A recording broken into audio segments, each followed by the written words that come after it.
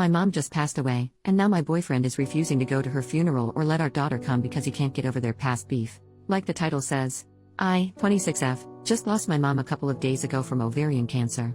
I'm devastated right now, and my boyfriend, 31M, who I've been together for a year and a half now, isn't helping me at all. My mom and I weren't on good terms before her death because of my boyfriend. John and my mom never got along because he's a deep-set atheist and my mom is very religious.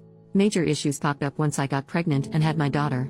My mom pressed for me to have my baby baptized into the church, which I wanted to do, but John was dead set against it. He convinced me that baptizing her and indoctrinating her was a bad choice and that we should leave it to her to choose when she was old enough. I agreed. My mom didn't take this well at all, and after many angry and hurt arguments, she cut off contact with me. Not having my mom with me during my pregnancy or my baby's birth took a big emotional toll on me, but John insisted it was for the best and he didn't want my mom near my daughter at all and that my mom was evil for hurting me. At the time I was angry, so I agreed. I found out my mom was sick with ovarian cancer a month ago when she called me and wanted to talk. I was horrified and all the bull crap kind of just fell away. I tried to make the best of my time with her, brought my daughter to meet her grandma, and tried to build good memories with her. I'm happy to say we reconciled and my mom and I made our peace with each other before she died. I don't want to trash my boyfriend, but John has been a pain in the butt ever since I found out my mom was sick. He said she deserved it but quickly backed down when he saw how angry that made me. He refused to go with me to visit or help care for my mom. He didn't even really want to listen to me talk about how happy I was to reconnect with my mom. All he did was remind me that my mom hurt me and I should have no contact with her and she didn't deserve for me to speak to her. I told him that my mom isn't perfect, but my mom also raised me by herself and that she was my rock for many years and he should respect that. He said nothing outside telling me there was no value in talking to her. Now we're planning the funeral.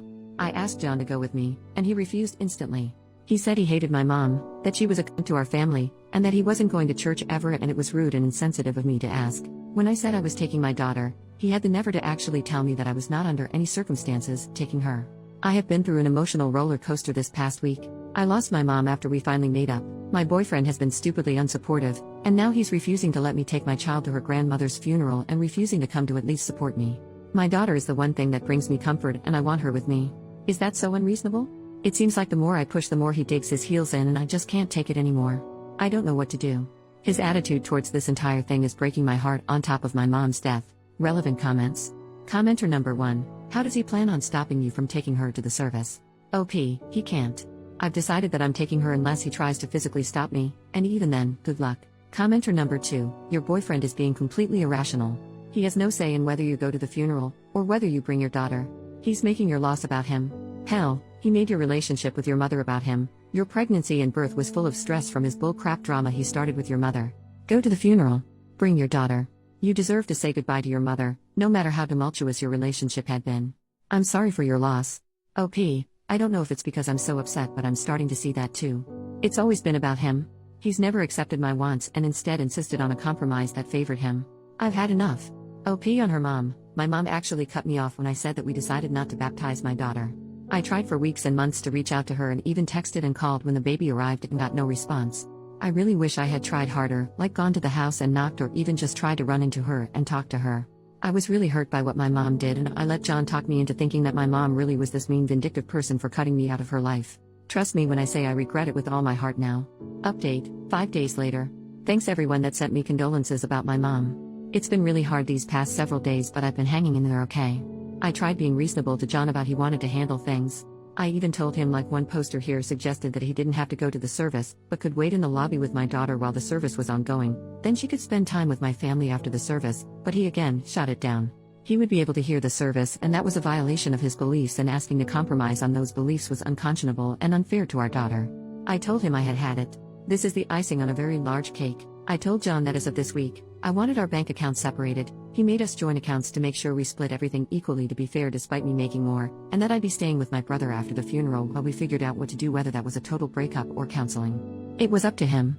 He said counseling was for the weak-minded and that we were staying together despite my empty threats, and there was no way in hell he was letting me take his money. He became very loud and in my face during this conversation, so I just let him throw his tantrum until he took my silence as agreement. I took my daughter with me to the viewing with no problems. John and I barely spoke that day, which was fine by me. But it hit the fan the next day. When I got up in the morning to get myself ready and get my daughter ready, I discovered that he had the mother effing gall to park his car directly behind mine, blocking me into the driveway. I had no way to get to the funeral in my own car. John always drives to work, but for reasons I can only image were to get back at me, decided to take the metro, and took the baby carriage and bottles, and my pump with him.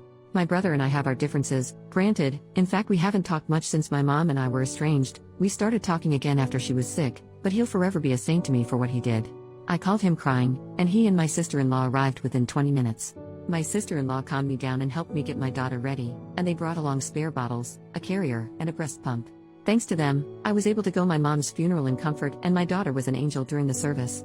They calmed me down and everything went perfectly, and even though I was a mess most of the day, having my daughter with me, and my sister-in-law and even my brother with me to lean on gave me peace on the inside. I've made up my mind not to tolerate John's insane and controlling behavior anymore. He had a litany of excuses for doing what he did. He even tried to claim his car had problems, and I don't want to hear any of them. I never wanted to be a single mom. I always wanted to raise my baby within a family. But I've decided that going alone is so much better than doing it with this man, who thought nothing of trying to kick me while I was down. My brother's arranged for me to talk to a friend of his that specializes in family law this week, and we're taking it from there. I still feel so guilty for what happened with my mom. I miss her so much. I hope from here on out I can make her proud of me, despite my mistakes. Relevant comments. Commenter number 1. I'm so sorry you are going through this right now, and I'm so glad you have the support of a family behind you. Your daughter is far better off without someone like this as a role model for what she should look for in life, and I'm glad you're getting out of this situation. I would call the bank and see what you can do about the joint account before he tries something like cleaning it out and putting it somewhere else as well. OP, I still have my personal account, so I called the bank and set up a meeting for tomorrow. I'm documenting that I've told John not to touch any of the money in the account until everything is worked out. I agree. He's so toxic. John has good points and I do love him, but I can't forgive the way he went out of his way to spite me during this whole thing. That's not love at all. And to another commenter, I'm definitely withdrawing the amount of my last check from the account first thing tomorrow. Commenter number 2, I just read your first post in this post. First off, I'm sorry for the loss of your mother. Secondly, I'm glad you are rid of that man. He's as toxic as they come. And thirdly, I'm glad you have a supporting family who came through for you. Anyways, your ex sounds downright horrible. In your first post you said he called your mother a cunt and said she deserved it. I would have left him then and there. No one talks like that about family, not even if you have differences with said family, especially if they have passed away. Any amazing qualities he had were all a charade and he showed you his true self.